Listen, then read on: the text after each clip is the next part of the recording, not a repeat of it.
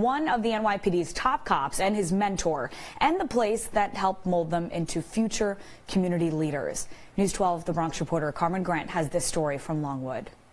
Out of my way, there'll be a PAL in every community. It's a homecoming of sorts for Deputy Inspector Benjamin Gurley. Back in 1998, Gurley was a program director at the Longwood Avenue Police Athletic League, where he was in charge of evening programs for young adults. It's important to keep them off the street. That was his goal back then, to be a positive influence on kids in his community, which he was, until one day he met police officer Jose Collazo at PAL, who ended up mentoring him and changing his path to new opportunities in the NYPD. He sat me down and he told me the positives and the things that we really don't see as an inner city kid in the police department and what good we can do. 19 years later, the two men reunited again at the PAL Center that first brought them together.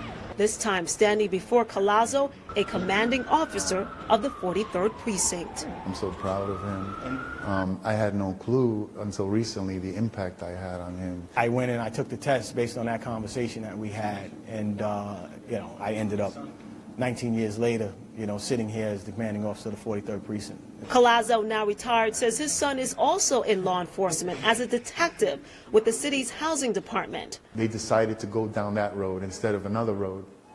And, when I was young, I was borderline. I could have gone either way myself.